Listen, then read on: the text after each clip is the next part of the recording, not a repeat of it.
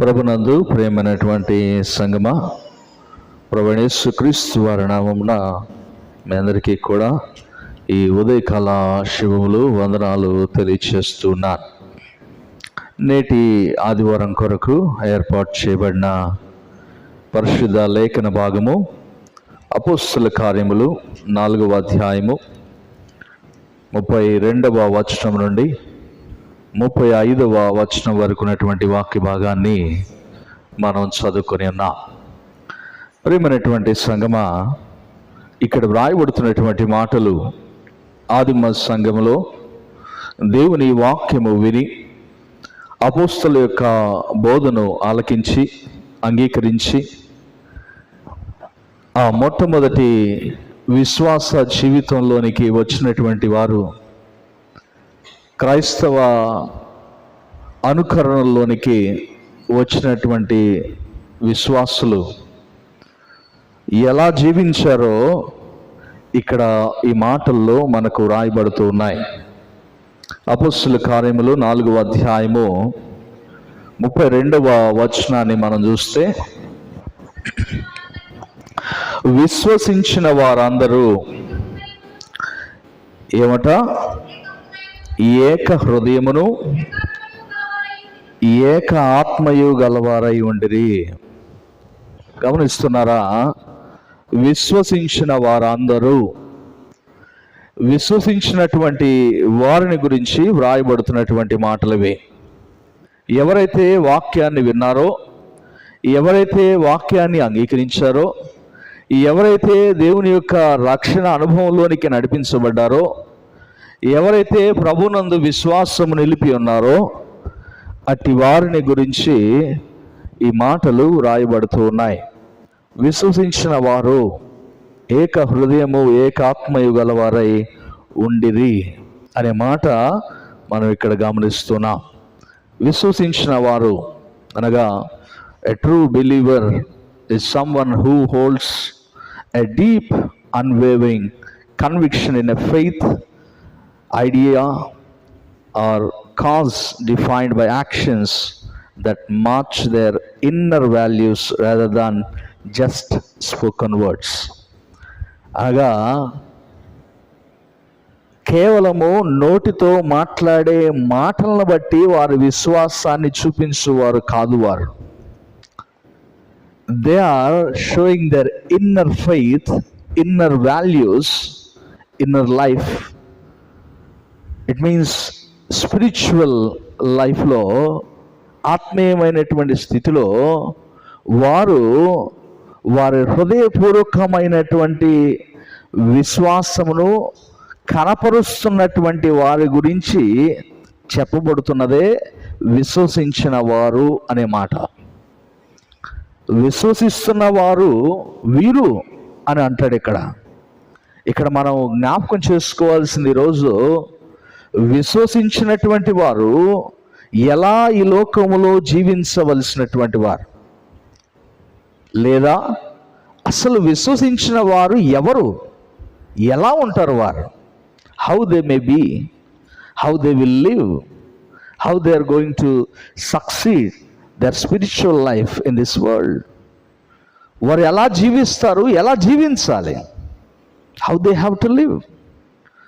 విశ్వసించినటువంటి వారు అనగా ఇది ప్రభువును ఎరగని వారి గురించి మాట్లాడుతున్న మాటలు కాదు, ప్రభువును తెలియని వారి గురించి మాట్లాడుతున్నటువంటి మాటలు కావు. ఎవరైతే ప్రభువును నిజంగా అంగీకరించారో, ఎవరైతే ప్రభువును రక్షకునిగా స్వీకరించుకున్నారో, ఎవరైతే వారి సొంత అనుభవం ద్వారా ప్రభువును తెలుసుకుని ఉన్నారో వారి గురించి వ్రాయబడుతున్నటువంటి మాటలు.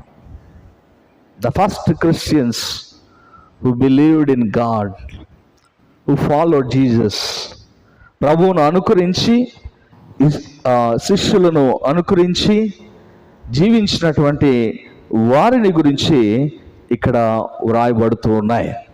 ఇది క్రైస్తవ జీవితంలో మనం గమనిస్తే నిజంగా ఒక విశ్వసించిన వాడు అంటే ఎలా ఉండాలి అంటే, there is a definition for a Christianity, in Christianity especially for a believer.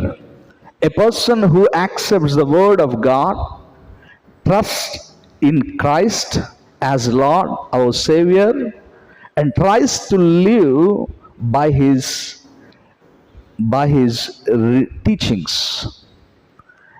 నిజమైనటువంటి విశ్వాసి ఎవరు అంటే, ఎవరైతే ప్రభు యొక్క వాక్యాన్ని అంగీకరిస్తారో, ఎవరైతే విన్న వాక్యాన్ని బట్టి ప్రభువు మీద విశ్వాసాన్ని నిలుపుతారో, నిలిపిన విశ్వాసమును వారి జీవితంలో దాని ద్వారా జీవించడం ఆరంభిస్తారో వారిని విశ్వాసులు అని పిలువబడ్డారు.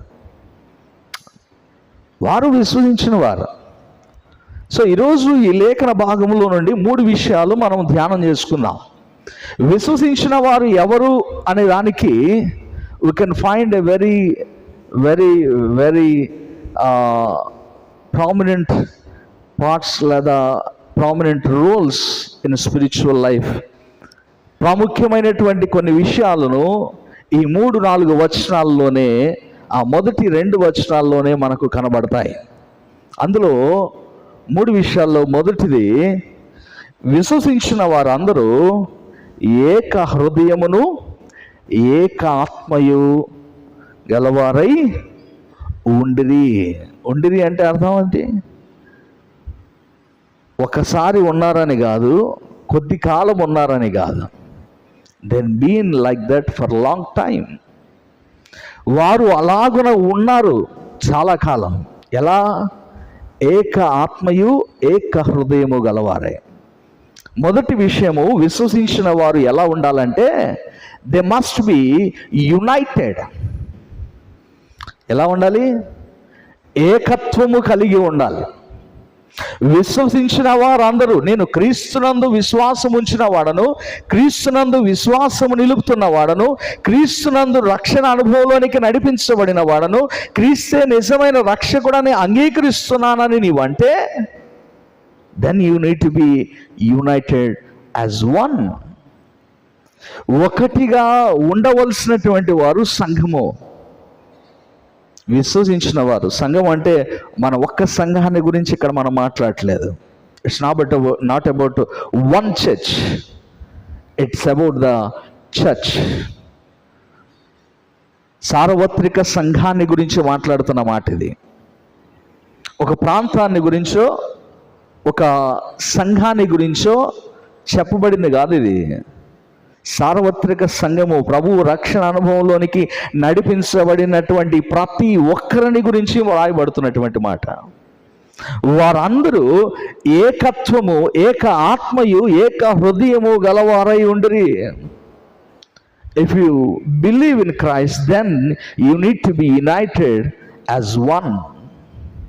నీవు ఒకటిగా ఉండడానికి పిలువబడిన వాడవని ప్రభువు జ్ఞాపకం చేస్తున్నాడు. 2వ అధ్యాయము 44 వచనం కూడా మనం చూస్తే, అపోస్తుల కార్యంలోనే 2వ అధ్యాయము 44 వచనంలో కూడా, విశ్వసించిన వారందరూ ఏకముగా కూడి తమకు కలిగినదంతయు సమిష్టిగా ఉంచుకొనిరి.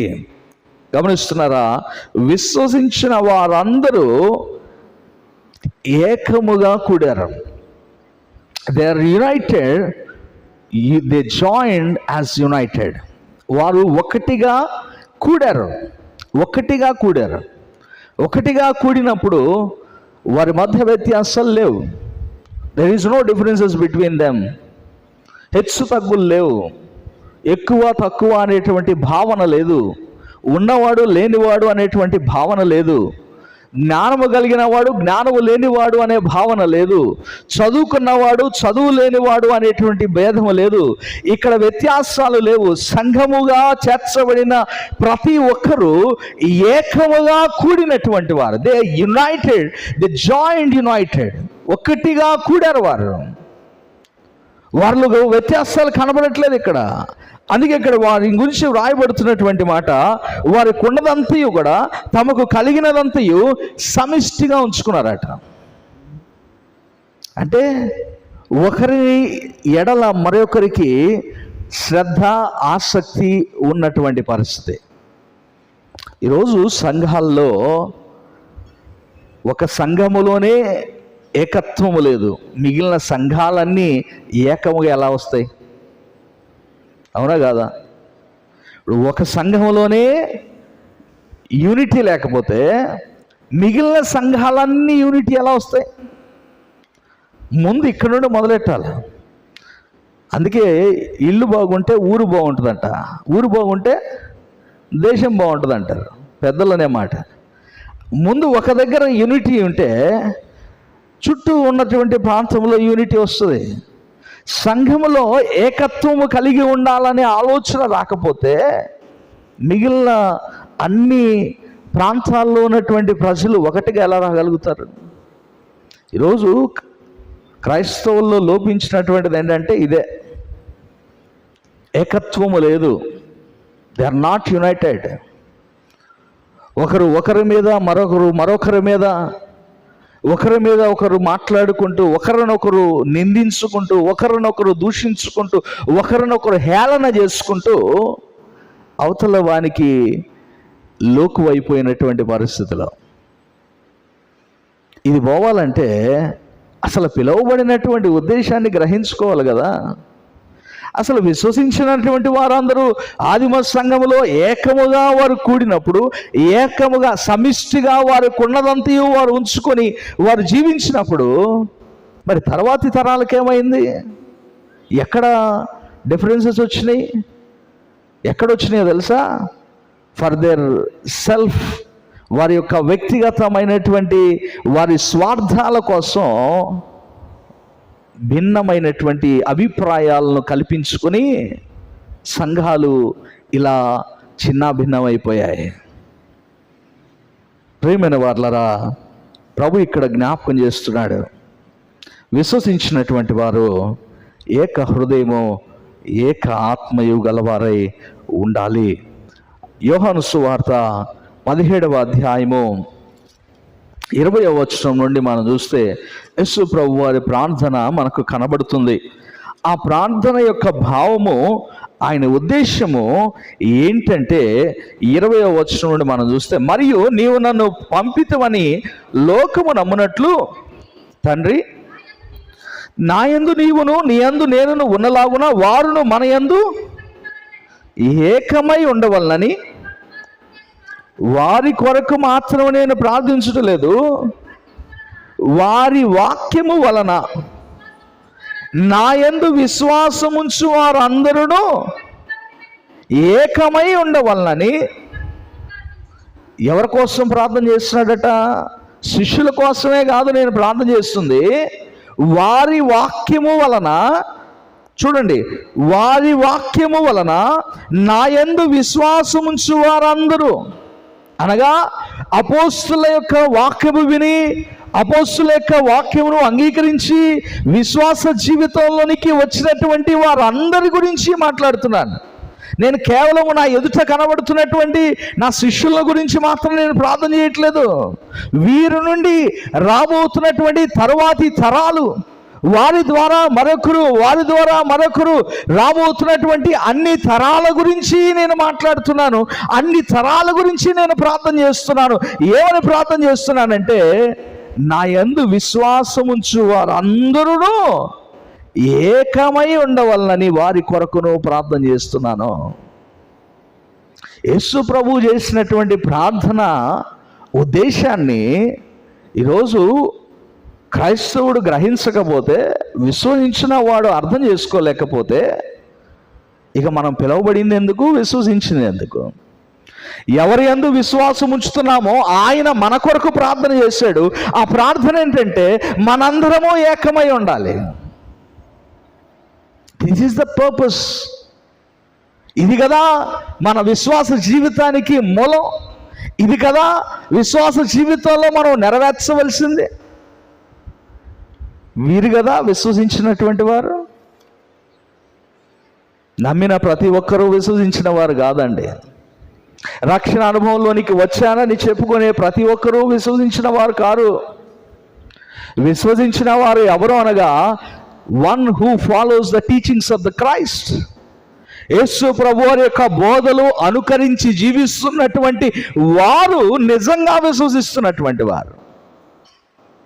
మన విశ్వాస జీవితంలో దేవుని వాక్యానికి లోబడకుండా, దేవుని వాక్యానికి ప్రాధాన్యత ఇవ్వకుండా, దేవుని వాక్యాన్ని అనుకరించి నువ్వు జీవించకపోతే నేను క్రైస్తవునండి అని నువ్వు ఎలా చెప్పుకోగలుగుతావు? How you can claim your self that you are a Christian?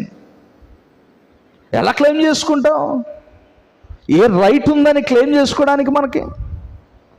ప్రభు ప్రార్థన చేస్తున్నాడు, వారి వాక్యం విని విశ్వసించినటువంటి వారందరూ. ఇప్పుడు మనందరం కూడా ఆ వాక్యం వినే విశ్వాసంలోనికి వచ్చిన వారం కదా. అదే వాక్యము అపోస్తుల ద్వారా మరొకరికి అలా ఆ వాక్యము విస్తరించి నేటికి ఇంకా ప్రబలుతూనే ఉండగా ఆ వాక్యపు వెలుగులోనికి నడిపించబడిన వారమే కదా మనందరం. ఎవ్రీబడి హియర్, ప్రతి ఒక్కరము ఆ వాక్యము ద్వారా వచ్చిన వారమే. మరి మనలో మరి ఏకత్వము కనబడాలి కదా. You need to be united. గుర్తుపెట్టుకోండి. ఇక్కడ మరొక ఏమనల్లా, నేను అవ్వచ్చు అవ్వకపోవచ్చు, there is no options for your spiritual life. ఈ విషయానికి దెర్ ఈజ్ నో ఆప్షన్స్. ఎందుకో తెలుసా? తండ్రితో ఆయన అంటాడు, నేను నీవు ఎలా ఏకమై ఉన్నామో అలా వారందరూ ఏకమై ఉండవలసిన వారు నాతో. మీరు ఏకమై ఉండకపోతే మీరు క్రీస్తుతో ఏకమై ఉండలేరు. When you are not united together, then you cannot be unite with the Christ. గుర్తుపెట్టుకోండి. ఇప్పుడు ప్రభు ఇక్కడ మనకు చెప్తున్నటువంటి ఉద్దేశం, మనము ప్రభువును అనుకరిస్తున్నటువంటి మన విశ్వాస జీవితంలో మన విశ్వాసులు అని చెప్పుకుంటున్నప్పుడు దానికి అనుగుణంగానే కదా మనం జీవించాలి. ఇప్పుడు అపోస్తుల కార్యంలో కొరింథీయులకు రాసిన పత్రిక, అపోస్తులైన పౌలు కొరింథీయులకు రాసిన మొదటి పత్రికలో 11వ అధ్యాయము 17వ వచనం నుండి మనం గమనిస్తే 18వ వచనం, మొదటి సంగతి ఏమనగా మీరు కూడి వచ్చుట ఎక్కువ కీడికే గాని ఎక్కువ మేలుకు కాదు. ఎందుకు? మొదటి సంగతి ఏమనగా మీరు సంఘమందు కూడి ఉన్నప్పుడు మీలో కక్షలు గలవని వినుచున్నాను. కొంత మటుకు ఇది నిజమని నమ్ముచున్నాను. మీలో యోగ్యులైన వారెవరో కనబడినట్లు మీలో భిన్న అభిప్రాయములు ఉండక తప్పదు. మీరందరూ కూడి వచ్చుచుండగా మీరు ప్రభు రాత్రి భోజనము చేయుట అసాధ్యము. భిన్నమైనటువంటి అభిప్రాయాలు, భిన్నమైనటువంటి ఉద్దేశాలు, భిన్నమైనటువంటి తలంపులతో మీరు ప్రభు దగ్గరకు వచ్చి నేను ప్రభు భోజనం తీసుకుంటాను అంటే ఇట్స్ ఇంపాసిబుల్. అదే కదా అన్నాడు, అసాధ్యము అన్నాడు. మీరు ఏకముగా కూడి క్రీస్తుతో కూడాలి అంటే మీరు ఏకముగా కూడాలి. First you need to be unite, then you can unite with the Christ. మీరు ఒకటవ్వకుండా నేను క్రీస్తుతో ఒకటవుతాను అంటే కుదరదు. It is impossible. Very clearly it was written, it is impossible. ఇది అసాధ్యము అని ప్రభు ఇక్కడ మనకు జ్ఞాపకం చేస్తున్నాడు. సో ఏకత్వము కలిగి ఉండాలి సంఘముగా పిలువబడినప్పుడు. కొరింథీయులకు రాసిన మొదటి పత్రికలో మొదటి అధ్యాయం 10వ వచనం చూద్దాం. సహోదరులారా, మీరందరూ ఎలా ఉండాలట? మీరందరూ ఏక భావముతో మాట్లాడవలనని, మీలో కక్షలు లేక ఏక మనస్సుతోనూ ఏక తాత్పర్యముతోనూ మీరు సన్నద్ధులై ఉండవలనని ప్రభువైన యేసుక్రీస్తు పేరట మిమ్మును వేడుకొనుచున్నాను. మీలో కక్షలు లేక ఏక మనస్సుతోనూ ఏక తాత్పర్యముతోనూ. ఇవన్నీ మనకు అనిపిస్తుంది ఇంపాసిబుల్ కదండి ఇవన్నీ, అవునా? ఇవన్నీ ఇంపాసిబుల్ అని మనం అంటే ప్రభు అంటాడు నాతో చేరడం కూడా ఇంపాసిబుల్ అంటాడు. If you say it is impossible to you, then God also says that it is impossible to unite with me. మీరు నాతో కలుసుకోవడం కూడా అంతే అసాధ్యం అవుద్ది. ఇక్కడ ప్రభు స్పష్టంగా మనకు అంటున్నాడు, మీలో ఏకభావము ఉండాలి, ఏక తాత్పర్యము ఉండాలి, ఇవి కలిగి సన్నద్ధులై ఉండాలి. అంటే you need to be prepared. ఎప్పుడు నువ్వు సిద్ధపడగలుగుతావు? ఎప్పుడు నువ్వు ప్రభువుని ఎదుర్కోవడానికి సిద్ధపడి ఉండగలుగుతావు? అంటే నువ్వు ఎప్పుడైతే ఒకటిగా కూడి ఒక తాత్పర్యము, ఒక భావము, ఒక ఆలోచనతో ఒక సంఘముగా నువ్వు కట్టబడి ఉంటావో అప్పుడు ఇది సాధ్యమవుద్ది. భిన్నాభిప్రాయాలు ఉండక తప్పవండి, ఉంటాయి. ఎందుకంటే you are not come from the only one family. ఒక కుటుంబంలోనే సరైనటువంటి అవగాహన, భావము, తాత్పర్యము ఉండదు. పెద్దలు అంటారు కదా, చేతుకుండే 5 వేళ్ళే ఒకలాగుండవు. ఒక్కొక్క వేలు ఒక్కొక్క రకమైన ఒక సైజులో ఉంటాయి, ఒకదానికి ఒకటి పొంతన ఉండదు. మరి సంఘంలో ఇంతమంది ఉన్నప్పుడు భిన్నమైనటువంటి అభిప్రాయాలు, భిన్నమైన ఉద్దేశాలు ఉంటాయి కదండి అంటే ఉంటాయి. కానీ when it comes to the Christ, when it comes to the church, సంఘములోనికి, విశ్వాస జీవితంలోనికి, క్రీస్తు దగ్గరికి వచ్చినప్పటికీ దెర్ ఈస్ నో డిఫరెన్సెస్.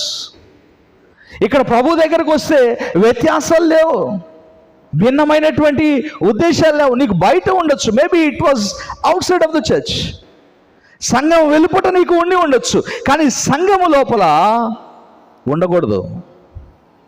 సంఘము లోపల నీవు సంఘంగా ఒక శరీరముగా పిలువబడుటకు ఏర్పరచబడినటువంటి దేవుని యొక్క లేఖనాలను నెరవేర్చడానికి పిలువబడిన వాడవని ప్రభు ఇక్కడ మనకు జ్ఞాపకం చేస్తున్నాడు.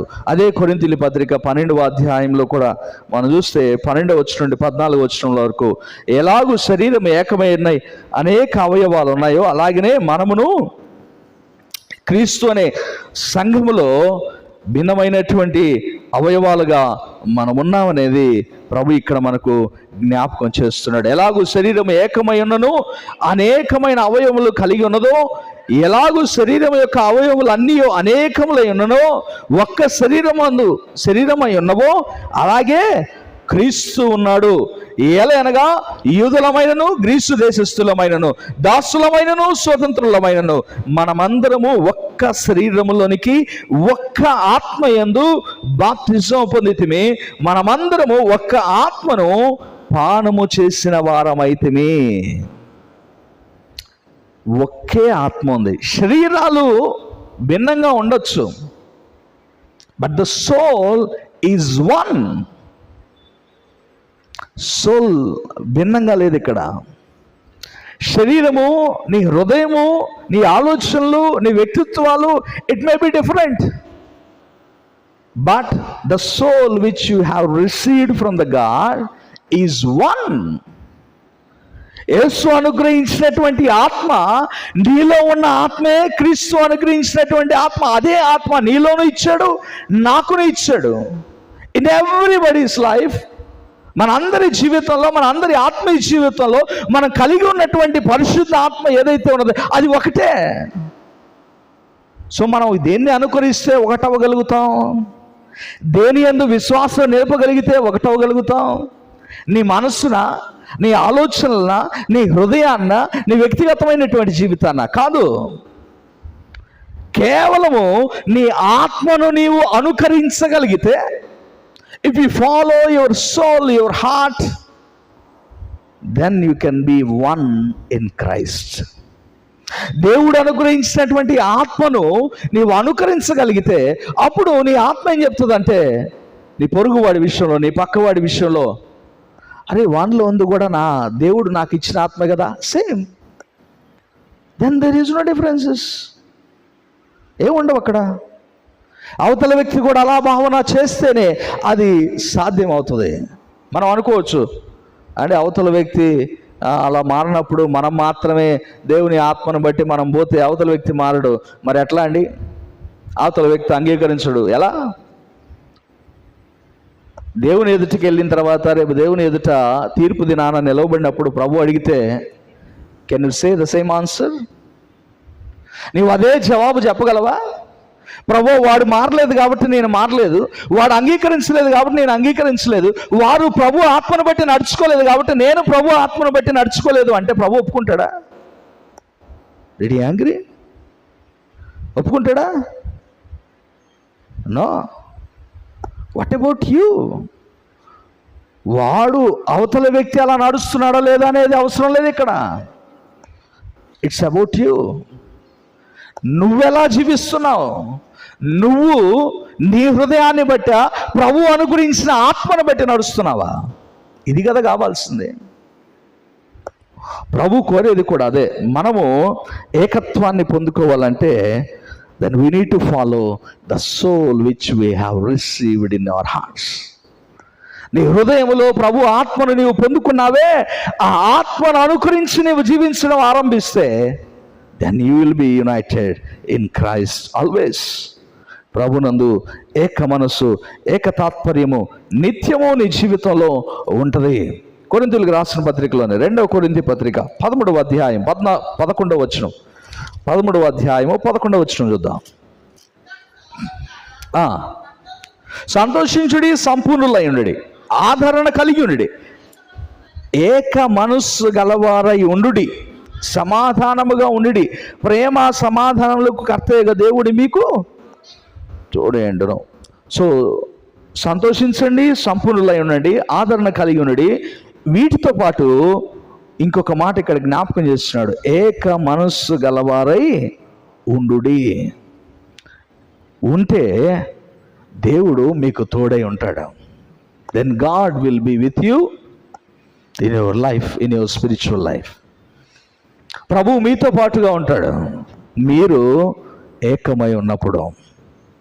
మనం ఏకమై ఉండకపోతే ప్రభు మనతో ఉండడు. గుర్తుపెట్టుకోండి, మనం ఏకమై ఉండకపోతే ప్రభువు మనల్ని వదిలేస్తాడు. ప్రభువు ఫలించని ప్రతి తీగను పెరిగి బయట పారవేసేటటువంటి వాడు. ఫలించాలి అంటే అది కలిసి ఉండాలి. కలిసి ఉండాలి ప్రభువులో అంటే అవి మిగిలినవన్నీ కలిసి ఉంటేనే ప్రభువుతో కలిసి ఉండగలుగుతాం. ఫలించని ప్రతిదీ బయట వేయబడుతుంది. యెషయా గ్రంథం 5వ అధ్యాయంలో ద్రాక్ష తీగలు, ద్రాక్ష వల్లిని గురించి ఆడ మాట్లాడుతూ, ద్రాక్ష తోటను గురించి మాట్లాడుతూ ఆడంటాడు, దానికి ఉన్న సరిహద్దులు నేను తీసేస్తా అంటాడు. దానికి ఉన్నటువంటి ప్రాకారాలు లేదా దానికి ఉన్నటువంటి కంచె నేను తీసేస్తాను, అప్పుడు బయట ఉన్నటువంటి వచ్చి మేసివేస్తాయి అంటాడు. సంఘాలు ఈరోజు మేసివేయబడుతున్నాయి. గుర్తుపెట్టుకోండి, సంఘాలు ఈరోజు చీలిపోతూ ఉన్నాయి. దోచుకొని పోతూ ఉన్నాడు అపవాది వచ్చి సంఘంలో ఉన్నటువంటి వారిని. కారణం ఏంటో తెలుసా? సంఘము యూనైట్గా లేకపోవడం. There is no unity in the church. That's why certain works are going on in the churches. అపవాది క్రియలు జరుగుతున్నాయంటే కారణం సంఘము ఒకటిగా లేకపోవడం, ప్రభు కోరుకున్నటువంటి జీవితము జీవించకపోవడం. ప్రియమైన వారులారా, విశ్వసించిన వారు ఎవరంటే ఏకత్వము కలిగి ఉండవలసినటువంటి వారు, ఏక మనస్సు, ఏక ఆలోచన కలిగి ఉండవలసినటువంటి వారు. ఎఫెసీయులకు రాసిన పత్రిక 4వ అధ్యాయము 2వ వచనం నుండి కూడా మనం చూస్తే, ఎఫెసీ పత్రిక 4వ అధ్యాయం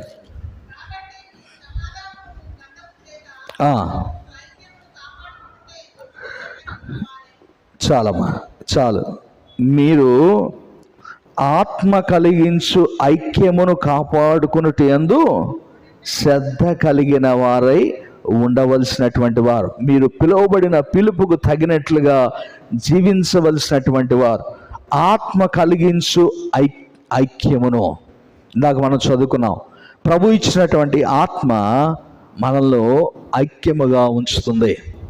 ప్రభు అందించినటువంటి ఆత్మ నిన్ను ఏకం చేస్తుంది. ఆ ఆత్మ ఏకత్వము కలిగి ఉన్నప్పుడు ఆ స్థితిని పోగొట్టుకోకుండా ఉండడానికి జాగ్రత్త పడాలి. You need to take care of that.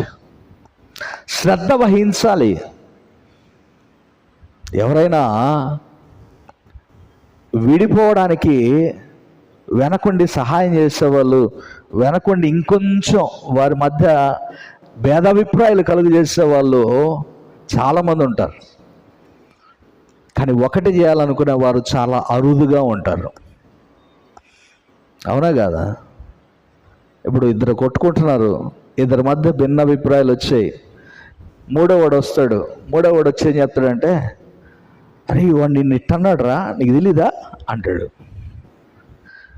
ఇంకోడు ఇటువైపు వస్తాడు, అటువైపు చెప్పినవాడు ఇటువైపు వస్తాడు. ఇందాక నేను పోయి మాట్లాడుతుంటే నిన్ను ఇలా అన్నాడు అంటాడు. అసలు వీళ్ళు కలుసుకునే తర్వాత సంగతి, ఇక వీళ్ళు భద్రశత్రువులు అయిపోతారు వీళ్ళు, ఈ మూడోవాడు రావడం వల్ల. ఇక్కడ మన జ్ఞాపకం చేస్తున్నదే, భార్య భర్తల మధ్య మూడో వ్యక్తి వస్తే గొడవే. అవునా? పెద్దలు చెప్తారా? భార్య భర్తల మధ్య గొడవలు మూడోవాడు రాకూడదు, వాళ్ళిద్దరు తెలుసుకోలేదన్నా. అయితే సంఘంలో కూడా విశ్వాసికి దేవునికి, ఇద్దరు విశ్వాసుల మధ్యలో దేవుడు తప్ప మరొకరు రాకూడదు. దేవునికి నీకు ఆ సంబంధాన్ని కొనసాగించాలి అంటే, నీ విశ్వాస జీవితం దెబ్బతినకుండా ఉండాలి అంటే, వాక్యానికి గాక మరొక దానికి స్థానం ఇవ్వకూడదు. నీ ఆత్మను గాక మరొక దానిని అంగీకరించకూడదు, అనుకరించకూడదు. అనుకరించామంటే మన జీవితంలో, ఆత్మీయ జీవితంలో దెబ్బతింటాం. అందుకే అంటాడు ఈడ, ఆత్మ అనుగ్రహించు ఐక్యమును కాపాడుకొనుటకు శ్రద్ధ కలిగి ఉండాలి. ఎందుకంటే మీరు ఒక్క శరీరముగా ఉండుటకు పిలువబడిన వారు, ఒక్క శరీరమందు ఒక్క ఆత్మగా ఉండుటకు పిలువబడిన వారు. మీరు ఆ తర్వాత ఇంకా ఆ మాటలను మీరు ఇంటికి వెళ్ళిన తర్వాత మిగిలిన 6వ వచనం వరకు కూడా వ్రాయబడుతున్నటువంటి మాటలను మళ్ళీ చదువుకోండి. ఎందుకంటే సమయాన్ని బట్టి నేను ముందుకు వెళ్ళిపోతున్నా. ఫిలిప్పీలకు రాసిన పత్రికలు కూడా, ఫిలిప్పీ పత్రిక 2వ అధ్యాయము 1-2 వచనాలు. కావున క్రీస్తునందు ఏ హెచ్చరిక అయినను, ప్రేమ వల్లైన ఆదరణను, ఆత్మయందు ఏ సహవాసమైనను, ఏ దయారసమైనను, వాత్సల్యమైనను ఉన్న ఎడల మీరు ఏక మనస్కులగునట్లుగా ఏక ప్రేమ కలిగి ఏక భావము గలవారిగా ఉండి ఒక్కదాని యందే మనస్సుంచుచు. ఎవరి సంతోషాన్ని పరిపూర్ణం చేయాలడా? పౌలు అంటాడు, నా సంతోషాన్ని పరిపూర్ణం చేయండి అంటాడు. నాకు కలుగుతున్నటువంటి సంతోషం మీరు విశ్వసించడాన్ని బట్టి నాకు కలిగినటువంటి సంతోషం కాదు. ఆ విశ్వాసంలో మీరు కొనసాగుతూ సంఘముగా ఏకముగా ఉన్నప్పుడు కలిగేటటువంటి సంతోషం నాకు పరిపూర్ణతనిస్తుంది. అది పౌలుకే కాదు, క్రీస్తుకు, ప్రభువుకు కూడా అది సంపూర్ణమైన సంతోషాన్ని ఇస్తుంది. ప్రియమైన వారలారా, మనము ఆత్మయందు సహవాసము గలవారమై ఉండి, ఆత్మయందు ప్రేమ గలివారమైండి, హెచ్చరిక అయినను, ప్రేమ వలన ఆదరణ అయినను, ఆత్మయందు ఏ సహవాసమైనను, ఏ దయారసమైన, వాత్సల్యమైన ఉన్న ఎడల అంటే మీకుంటే, ఇఫ్ యూ హ్యావ్ దట్, మీకుంటే మీరేమై ఉండాలా? ఏక మనస్సు గలవారై ఉండాలి. So it's very clear that weather we belongs to that or not. మనము ఆ కోవకు చెందిన వారమా కాదా అనేది it's very easy to understand. చాలా సులభంగా ప్రభు మనకు జ్ఞాపకం చేస్తాడు. మీరు ఆ కోవకు చెందిన వారా కాదా మీరు ఆలోచన చేసుకోండి. I'm not going to decide your self. మీ గురించి నేను డిసైడ్ చేయట్లేదు. But decide your self that whether you belongs to me or not. సంఘంగా పిలువబడినటువంటి మీరు, ఏకముగా ఉండడానికి పిలువబడిన వారు ఏకముగా ఉన్నారో లేదో తీర్మానం చేసుకోవడానికి, ప్రభుతో ఏకమవ్వాలనుకుంటున్నారో లేదో తెలుసుకోవాల్సింది మీరే. It's your decision. మీరు ఒకవేళ ప్రభుతో ఏకమై ఉండాలనుకోకపోతే మీరు ఏకమై ఉండలేరని ప్రభు జ్ఞాపకం చేస్తున్నాడు. పేతురు పత్రిక, మొదటి పేతురు పత్రిక కూడా, మొదటి పేతురు పత్రిక 3వ అధ్యాయం 8వ వచనం.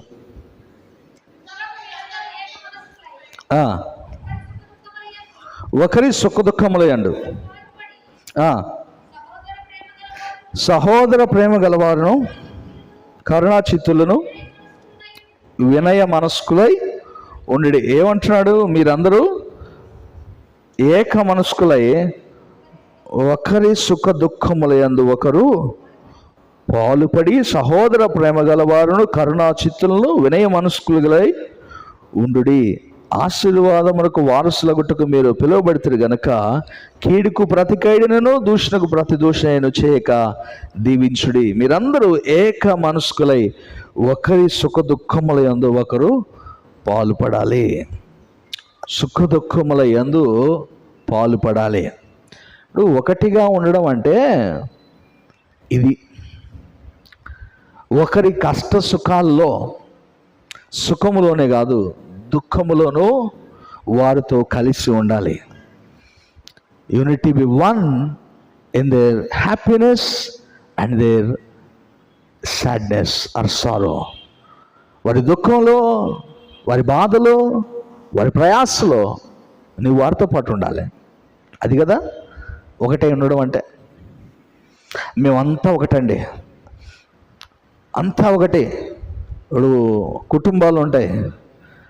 కుటుంబాలు ఏదన్నా మంచి మేలుకరమైన కార్యాలు జరుగుతున్నాయి అనుకో, అంటే పెళ్ళిళ్ళు ఇట్లాంటి మంచి జరిగేటప్పుడు అందరూ వస్తారు.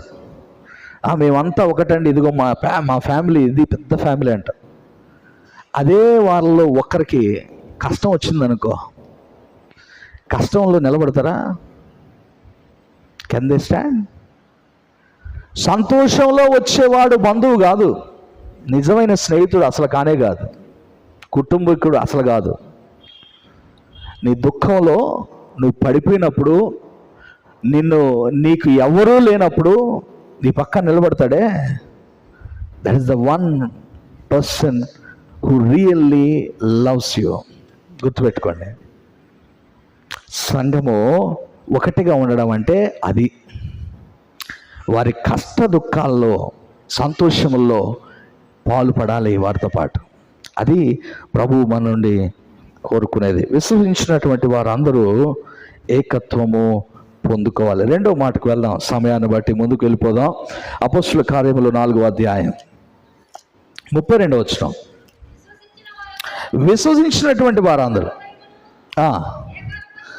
ఏకాత్మయు గలవారై ఉండిరి. తర్వాత ఎవడును తనకు కలిగిన వాటిలో ఏదియో తనదని అనుకోలేదు. ఇది చాలు. రెండవది, విశ్వసించినటువంటి వాడు ఎలా తలంచాలో తెలుసా? తనకు కలిగి ఉన్నది ఏదియో కూడా ఏమనుకున్నారంట, తనదని అనుకోలేదట. అంటే సొంతమైనది, ఇది నాది అనే భావన లేదాడా? ఇది నాది అనేటువంటి ఉద్దేశం లేదు విశ్వసించినటువంటి వారిలో. ఉన్నదంతా సమిష్టిగా పంచుకున్నారు, సమిష్టిగా ఉంచుకున్నారు. ఎవరి అవసరత కొలది, ఎవరి అక్కర కొలది వారు వాడుకున్నారు. ఇది సొంతమైంది అనే భావన లేదు. అందుకే ఇక్కడ స్పష్టంగా మాట రాస్తున్నాడు, తనకు కలిగిన వాటిలో ఏదియో తనదని అనుకోలేదు ఎవ్వడు అట.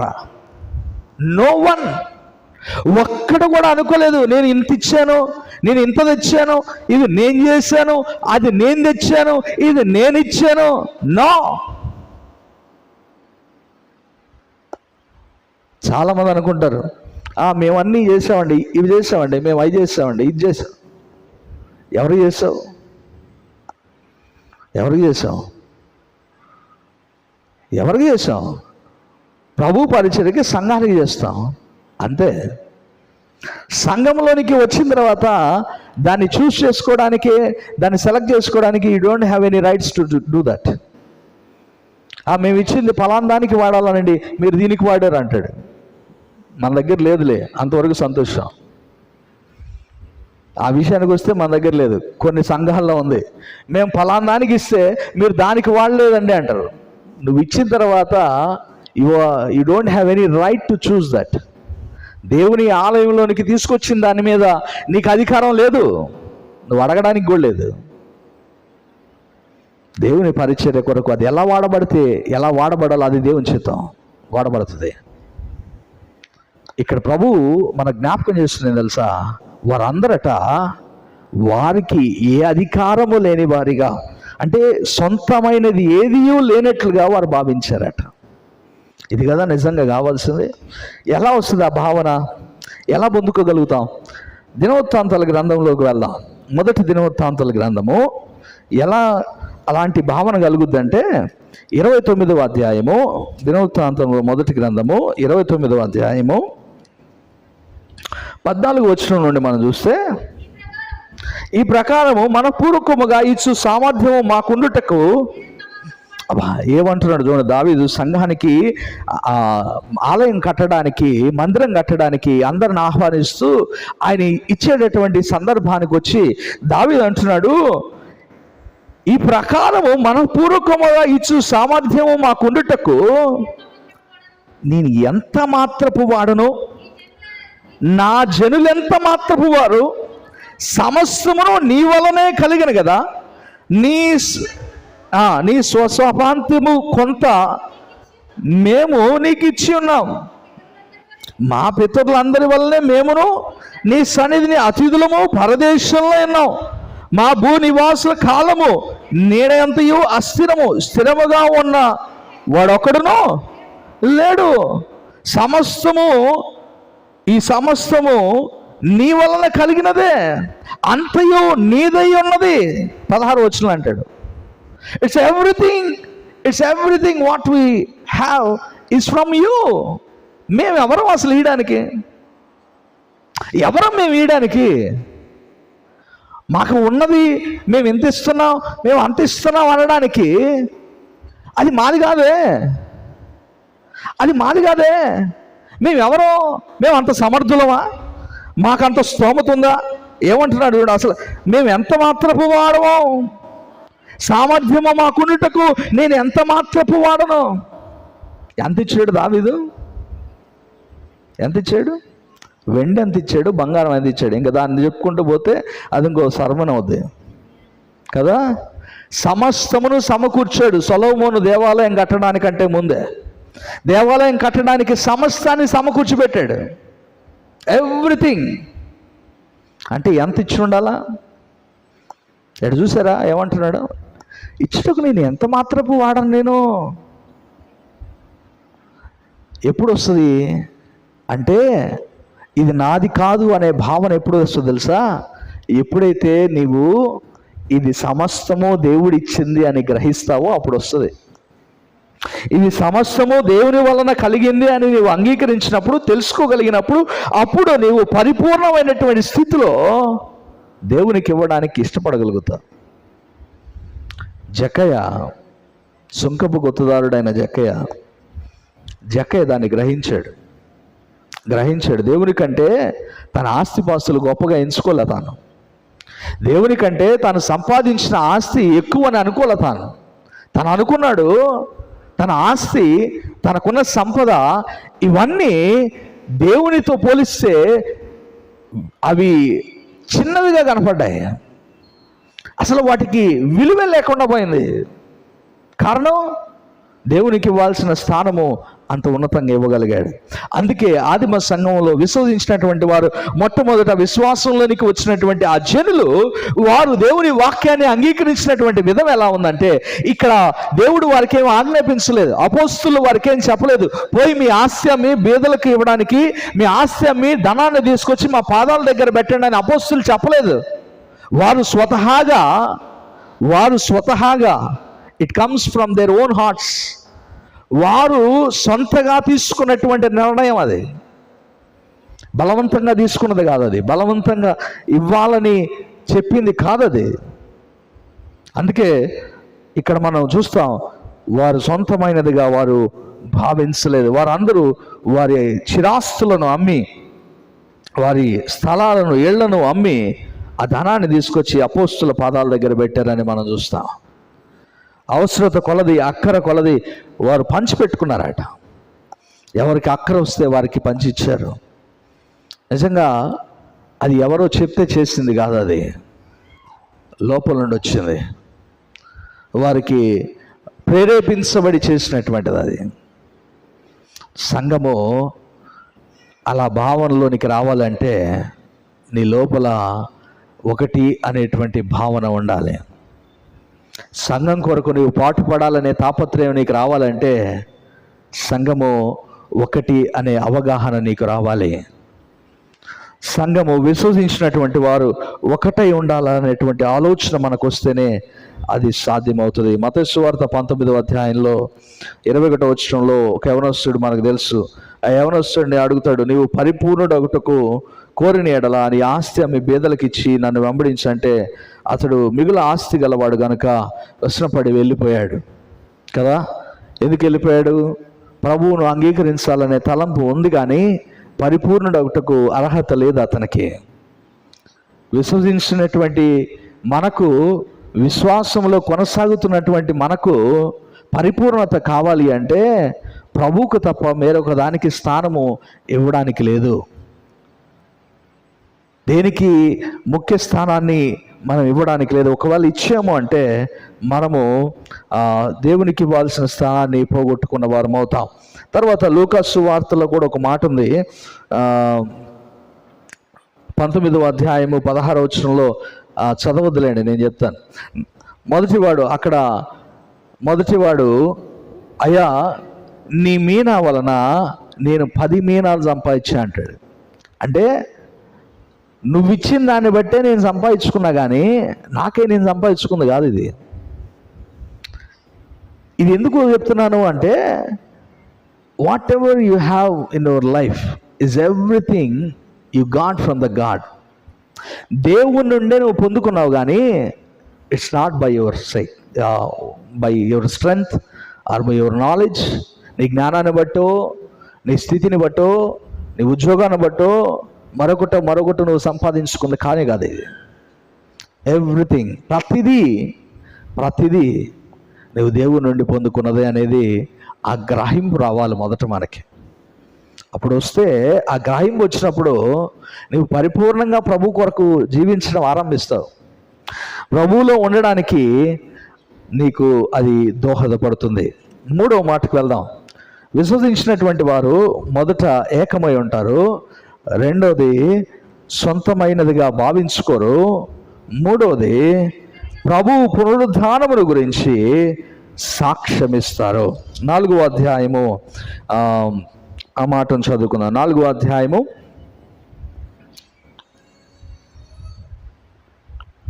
33వ వచనము. ఇదియుగాక అపోస్తులు బహుబలముగా ప్రభువైన యేసు పునరుద్ధానమును గురించి సాక్ష్యం ఇచ్చింది. ఎలా సాక్ష్యం ఇచ్చారట? బహుబలముగా వారు సాక్ష్యం ఇచ్చినట్లుగా మనం ఇక్కడ గమనిస్తున్నాం. ప్రభు యొక్క వాక్యమునకు, ప్రభు యొక్క మాటలను వారు మరణ పునరుద్ధానముల గురించి ఈ లోకంలో సాక్ష్యం ఇచ్చినటువంటి వారు. సాక్ష్యము వారి జీవితం. Their life is been a witness to others. సాక్ష్యం ఇవ్వడం అంటే చెప్పడమే కాదు, సాక్ష్యం ఇవ్వడం అంటే జీవించడం. It's about living, not about telling that Christ is God or he woke up from the death. ఆయన మరణాన్ని జయించాడు, ఆయన మరణ పునరుద్ధానముల గురించి ఆ రోజు చెప్పారు అంటే అది సువార్త కాదు. అది మనం అనుకుంటున్నాం వారు బోధించారు కాబట్టి నేను బోధిస్తా. బోధించడం వల్ల మార్పు చెందరు మనుషులు. బోధ కాదు, విట్నెస్. ఈరోజు ఒక పాస్టర్ గారు లేకపోతే ఒక సేవకుడు ప్రార్థన చేస్తే స్వస్థత కలిగింది అంటే ఆ స్వస్థతను చూసి అక్కడికి వెళ్తారా, లేదా ప్రార్థన చేశాడు కాబట్టి చూసిపోతారా? ఎడపోతారు జనాలు, ఎట్టపోతారు? విట్నెస్ ఏంది? ఆమె స్వస్థత పడిన తర్వాత ఆ వ్యక్తి కానీ ఆమె కానీ నేను ఫలానా రోగం నుండి స్వస్థపడ్డానగానే అతడు చేశాడో చేయలేదు అనేది తర్వాత సంగతి. That is secondary. దాని గురించి మనం మాట్లాడుకోవట్లా. ఎలా వెళ్తారు? What makes you to go to that place? ఎలా వెళ్ళగలుగుతావు? ఆ వ్యక్తి చెప్పిన ఆ మాటను బట్టి నువ్వు వెళ్తావు, అంతే కదా. ప్రభు దగ్గరకు ఇతరులు నడిపించబడాలంటే it's not about the preaching, it's not about the teaching. It's about the living for God. సాక్ష్యం ఇవ్వడం అంటే సాక్ష్య జీవితాన్ని జీవించడం. నోట్లో బూతులు మాట్లాడుతూ, చెడ్డ మాటలు మాట్లాడుతూ ప్రభువుని గురించి నేను చెప్తా అంటే కుదురుతుందా? ఎవడు అంగీకరిస్తాడు? ప్రభువుని ఎరగనేవాడు నీ మాటలు వింటాడా? ప్రభువుని ఎరగనేవాడు నీ మాటలు వినే పరిస్థితి ఉంటుందా? నీ ఇరుగు పొరుగు వారు, నీ ప్రభువుని ఎరగనటువంటి వారు, ఇరుగు పొరుగు వారు నువ్వు అలా మాట్లాడుతున్నటువంటి మాటలు విన్నటువంటి వారు నువ్వు ప్రభువుని గురించి మాట్లాడితే అంగీకరిస్తారా? ఏమంటారు వాళ్ళు? అబ్బా పో చెప్పొచ్చు నువ్వు అమ్మ, నువ్వు ఆడేమో ఇన్ని మాటలు తిట్టినావు, అన్ని మాటలు మాట్లాడినావు ఆమెని, ఇక్కడికి వచ్చిన మళ్ళీ సువార్త చెప్తే మేము వినాలా? Witness is not about the telling about Christ. Witness means it's about the living for Christ. క్రీస్తు కొరకు జీవించడం, అది సాక్ష్యం ఇవ్వడం అంటే. ఆ రోజు ఆదిమ సంఘంలో విశ్వసించినటువంటి వారు అలా జీవించారు కనుకనే అది అనేకులు ప్రభు మాటకు లోబడడానికి కారణమైంది. అపోస్తుల కార్యములు 2వ అధ్యాయము 32వ వచనం చూడండి. 32వ వచనంలో వాళ్ళు అంటారు, క్రీస్తు పాతంలో విడవబట్టలేదనియు ఆయన శరీరము కుళ్ళిపోలేదనియు దావీదు ముందుగా తెలుసుకొని ఆయన పునరుద్ధానం గురించి చెప్పాను. ఈ యేసును దేవుడు లేపాడు, దీనికి మేమందరము సాక్షులము.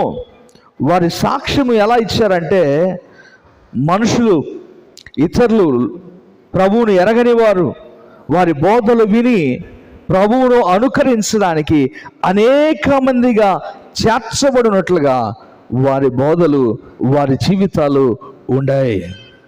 జీవాధిపతి అయినటువంటి దేవునికి వారు మృతుల్లో నుండి లేచినటువంటి క్రీస్తుకు సాక్షులుగా వారు జీవించారు. వారి జీవితం అనేకులను ప్రభు దగ్గరకు నడిపించింది. 3వ అధ్యాయం 15వ వచనంలో కూడా చూస్తాం.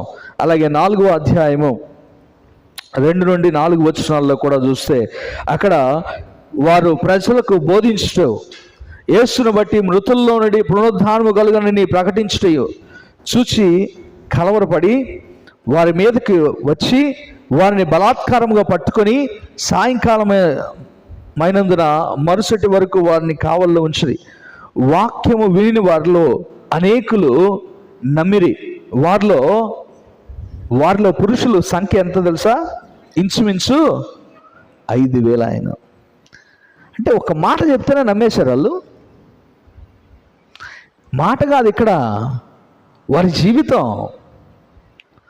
బోధించడం అంటే, ప్రకటించడం అంటే నోటితో ఒప్పుకోవడమే కాదు. ఇక్కడ వారు జీవించినటువంటి జీవితంలో వారు కనపరిచారు. పరిశుద్ధాత్మ దేవుడు వారి మీదకు దిగి వచ్చినప్పుడు, వారు ఏకత్వాన్ని పొందుకుని ఉన్నప్పుడు, వారు ఏకమై కూడి ప్రార్థన చేస్తూ ఉంటే భూమి కంపించిందంట. తెలుసా? when they began united and started praying, వారు ఒకటిగా కూడి వారు ప్రార్థన చేస్తుంటే భూమి కంపించినటువంటి మాటలు ఉన్నాయి లేఖనాల్లో. తర్వాత ఆయన చూడండి, అపోస్తుల కార్యంలో చూస్తాం.